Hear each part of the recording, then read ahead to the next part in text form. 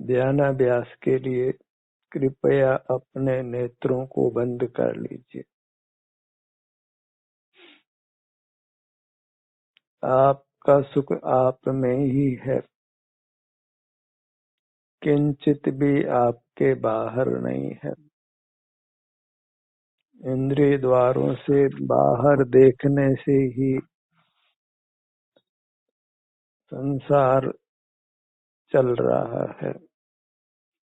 हम मूर्त से बंधे हैं और मूर्त के संबंध से नाना दुख भोग रहे हैं।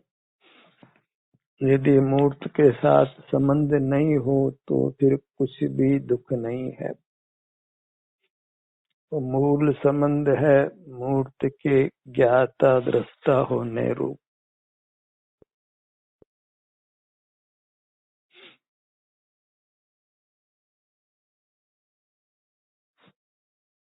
मूर्त के साथ ज्ञाता दृष्टा संबंध को समाप्त करिए, फिर दुख का लेश भी नहीं है।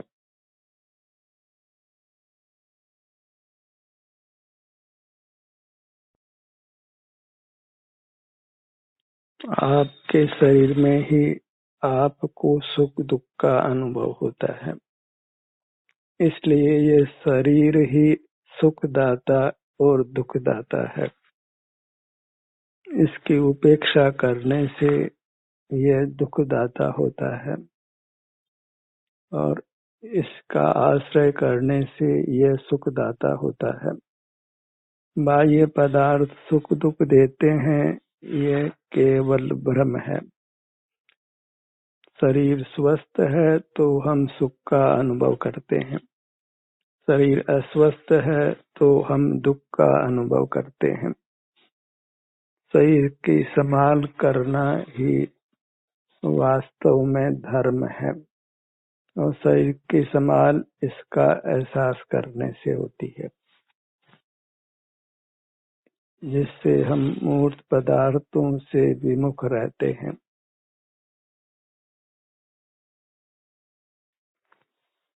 अपने ध्यान को अपने मुखमंडल पर लाइए।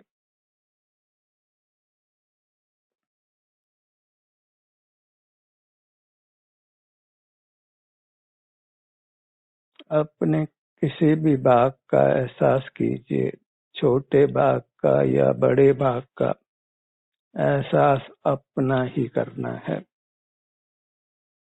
किसी एक स्थान पर अधिक ठहरे या कम ठहरे, एहसास अपने किसी स्थान का करना है। अंतर में तीव्र गति से विचरण करें या मंद गति से विचरण करें, विचरण अपने में करना है। जिस किसी विधि से आप अपने शरीर का एहसास करें, आपको सुख मिलने वाला है। एक ही लक्ष्य बनाना है कि हम अपने शरीर में स्थित रहें, फिर जैसे भी रहें आपको सुख ही मिलना है। बाह्य पदार्थों का आश्रय नहीं हो, बाह्य पदार्थों का देखना जानना नहीं हो। बाहर में मूर्त पदार्थ ही देखने जानने में आते हैं, जो सुख स्वभावी नहीं है। उन्हीं को लक्ष्य कर हम अपने से च्युत होते हैं, अपने सुख स्वभाव से विमुख रहते हैं, सुख से वंचित रहते हैं। बाहर से अपने ध्यान को हटाना है और अपने शरीर के किसी भी भाग का एहसास करिए। स्वतः ही जिस किसी भाग का एहसास हो वह एहसास करते रहना है। उसमें वास्तव में कुछ भी चुनाव करने की आवश्यकता नहीं है। सिर से पैरों तक आप ही हैं, अन्य नहीं है। अपने में कोई भेदभाव नहीं करना है, बस स्वपर का भेद विज्ञान करना है। अपने में क्या भेद विज्ञान करना है, आप तो आप ही है। सिर से पैरों तक आपका हर भाग आप ही है। अपने किसी भी भाग का एहसास करिए। वह सर्व ही सुख रूप होने से आपको सुख का ही अनुभव होने वाला है। अपनी मूर्त में कुछ भेद विज्ञान नहीं करना है। भेद विज्ञान हमको पर से करना है। अपने में भेद विज्ञान करना योग्य नहीं है। अभी कर्म का संबंध होने से संपूर्ण अपनी काया हमारे संवेदन में नहीं आती है और किसी भी एक भाग पर भी पूरी तरह निरंतर स्थिर नहीं रह सकते हैं। जैसी भी स्थिति है उस स्थिति को स्वीकार कर हमें अपने शरीर का एहसास करते रहना है। जहाँ भी जिस भाग का भी संवेदन हो उसको हमने स्वीकार करना है। एक ही सावधानी रखना है कि पर लक्ष्य नहीं हो। हम अपने शरीर के संवेदन पूर्वक रहें। अपने विस्तार को ही हमने परमात्मा रूप से भजना है। यही वास्तव में आदर के योग्य है, क्योंकि यही आनंद दाता है। इसी की उपेक्षा करने से इसमें वेदना उत्पन्न होती है, रागादिक दोष उत्पन्न होते हैं, मूर्त का संबंध होता है। बस अपने शरीर में जो अपना अमूर्त शरीर है उसी को ही सर्वस्व मानना है। उसी को पाकर संतुष्ट रहना है, तृप्त रहना है। इसी से हमको परमानंद का भोग होना है। पर के संबंध में किया गया कोई भी विकल्प हमको दुख ही देता है। विकल्प तो दूर रहो, उसको देखना जानना ही हमको आकुल व्याकुल करता है। बस इंद्रिय द्वारों का निरोध करना है तो स्वतः ही फिर मन को विचार करने के लिए कोई विषय नहीं मिलता है। फिर स्मरण करने के लिए भी कुछ भी नहीं रहता है। मूल में 5 इंद्रियों को उपयोग में नहीं ले। मूर्त को देखना जानना नहीं है। ऐसा निर्धार करने पर फिर हमारा शरीर का एहसास स्वतः होने लगता है। यहीं पर हमको सुख दुख की संवेदना उपलब्ध होती है और वेदना भी हो तो उसको भोग कर हम वेदना से मुक्त हो जाते हैं, वेदनीय कर्म से मुक्त हो जाते हैं। और यदि वेदना को नहीं भोग कर उस वेदना को नष्ट करने वाली दवा का सेवन करते हैं तो निश्चित ही वह आग में घी डालने जैसा काम होता है। उससे तत्समय भले ही वेदना मिट जाए पर उसके बाद उससे अधिक वेदना उत्पन्न होती है और इस प्रकार वेदना उत्तरोत्तर बढ़ती ही जाती है। हम वेदना से मुक्त नहीं होते। अगर वेदना को बढ़ाते जाना है तो पेन किलर खाते रहिए और वेदना से मुक्त होना है तो वेदना को भोग लीजिए। जैसी भी स्थिति आपके शरीर में सुख दुख रूप है वही भोगने योग्य है। उसी को स्वीकार करना है। इसके प्रतिपक्ष तो फिर बाहर मूर्त पदार्थ हैं जो हमारे नहीं है। उनके आश्रय से फिर हमारा संसार ही दीर्घ होना है। हमने अपनी मूर्त का विश्वास नहीं कर बाहर के मूर्त पदार्थों का जो पर है उनका विश्वास किया है और उसी से हम ठगाए गए हैं। पर पदार्थों से सुख की आशा वही वास्तव में पिशाचिनी है। जैसे पिशाचिनी अपना रूप बदलती है, सुंदर रूप दिखाकर आए हम उसकी ओर बढ़े तो वह तत्काल ही हमको मारती है। ये तो एक दृष्टांत मात्र है, पर वास्तव में कोई पदार्थ हमको सुखद लगता है, पर जब उसके समीप जाते हैं, उसको पुनः पुनः ग्रहण करते हैं, तो वही हमारे दुख का कारण बनता है, हमारे संसार का कारण बनता है। तो मूर्त पदार्थ भले ही हमको कदाचित दुख निवृत्ति में तात्कालिक कारण हो, पर अंत तो गत्वा उससे दुख ही बढ़ने वाला है, असह्य दुख मिलने वाला है। मूर्त के प्रतिपक्ष हमारा अमूर्त शरीर है,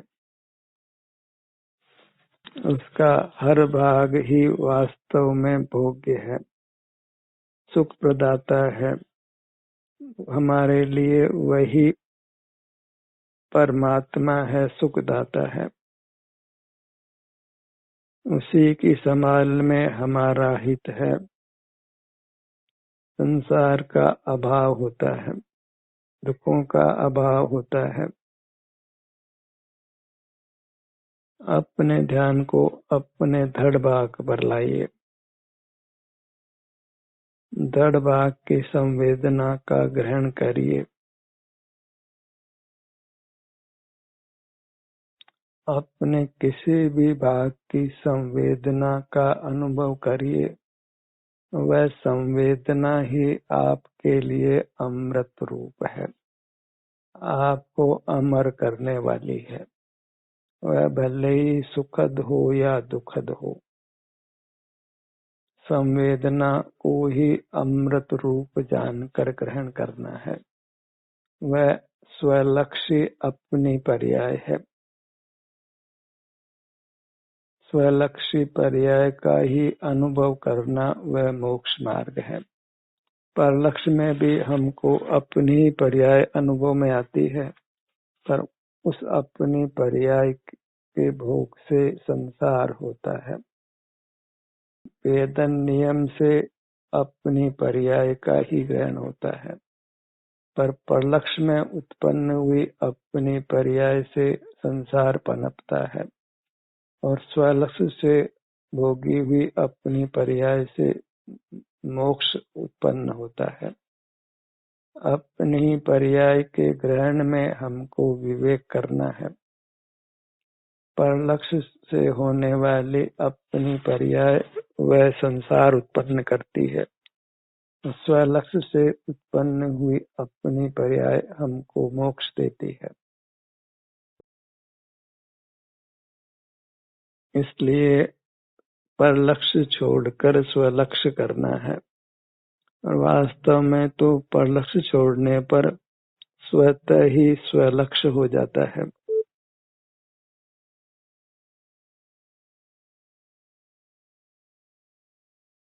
बिना प्रयत्न के ही अपना लक्ष्य होता है।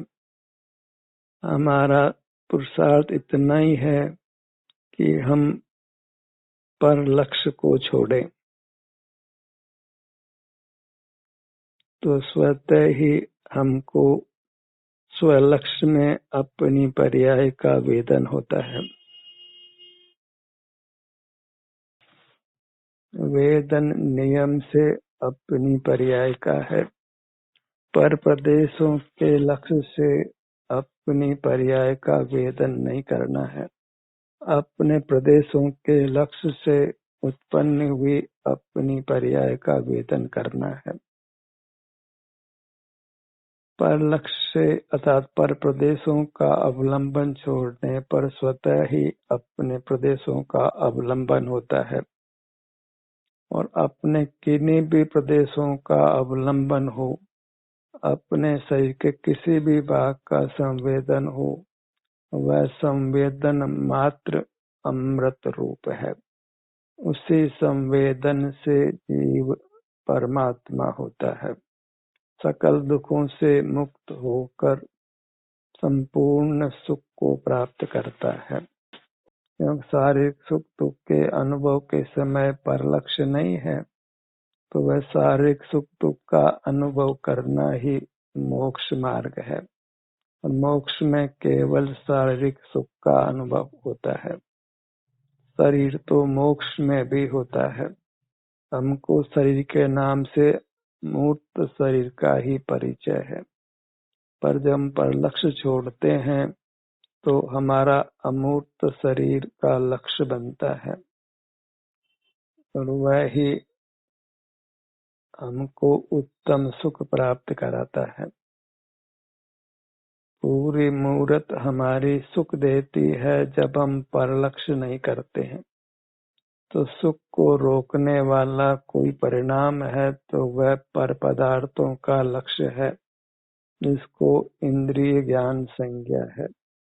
इंद्रिय ज्ञान ही स्वरूप च्युति रूप है और स्वरूप से च्युत होना ही पाप है। स्वरूप से पतित होने को ही पाप कहते हैं और हमारा आभ्यंतर अमूर्त शरीर ही हमारा स्वरूप है। और ऐसे अपने स्वरूप के किसी भाग को ग्रहण करिए, किसी भाग पर कम ठहरिए या ज्यादा ठहरिए, भीतर आपका विचरण मंद गति से हो कि धीमी गति से हो, लक्ष्य आपका है, पर का नहीं है। इसलिए आप मोक्ष मार्गी हैं। बस पर लक्ष्य छोड़ना है, इससे अधिक कुछ भी विकल्प नहीं करना है। वह सब विकल्प फिर संसार ही उत्पन्न करता है, स्वानुभव में विघ्न ही उत्पन्न करता है। पर लक्ष्य छोड़ने पर स्वतः ही आपका किसी भाग का संवेदन आपको प्राप्त होता है। कर्म के संबंध अनुसार अभी विचरण भी होता है।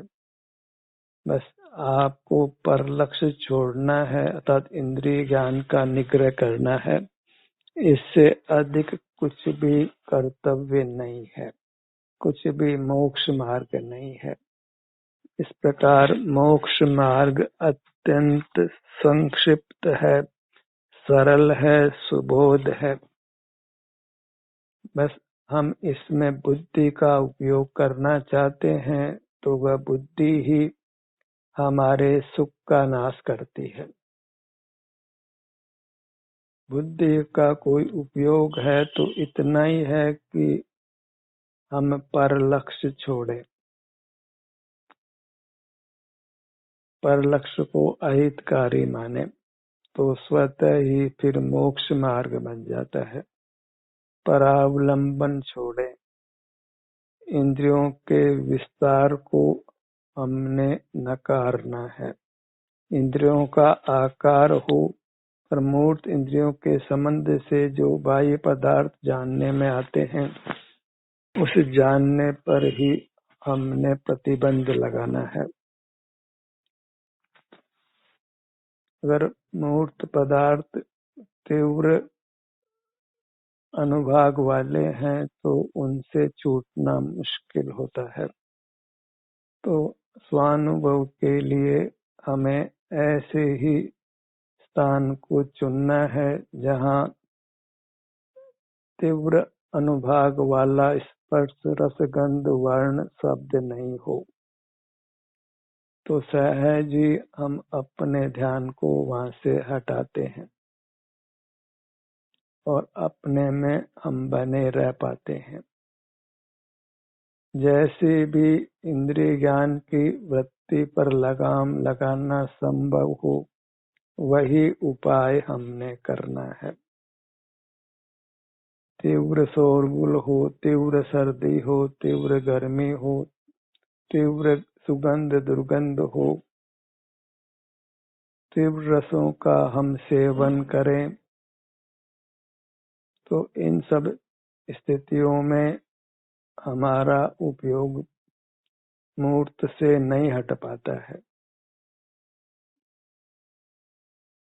जहाँ मूर्त पदार्थ का तीव्र अनुभाग प्रकट नहीं हो, तीव्र रस नहीं हो, तो सहज ही उनसे हम विमुख हो सकते हैं।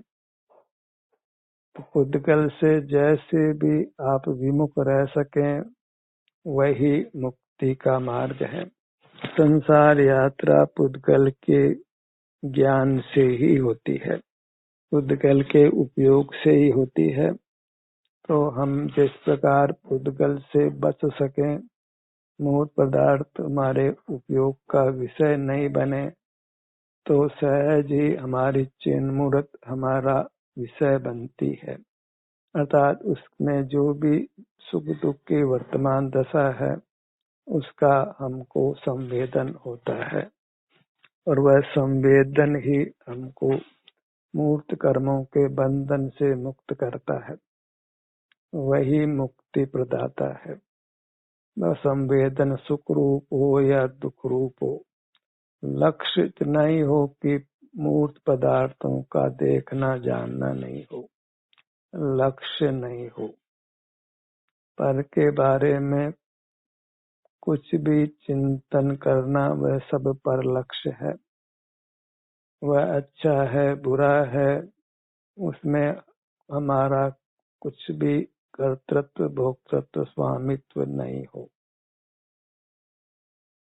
हमें तो मूर्त पदार्थ को ज्ञान का ये नहीं बनाना है, ज्ञान पर ही लगाम लगाना है। तो स्वतः ही हमको हमारे सुगुण की पर्याय का अनुभव वेदन होने लगता है। कर्म के संबंध से कभी वेदना का भी अनुभव हो तो हम उससे कर्म से मुक्त ही होते हैं, ना ही मोक्ष का मार्ग है। अधिक कुछ जानना नहीं है, अधिक विस्तार में नहीं जाना है। शीघ्र ही हमको मूर्त पदार्थों का लक्ष्य छोड़कर मोक्ष मार्ग में स्थित होकर मोक्ष को पा लेना है। ध्यान का सत्र यही समाप्त होता है।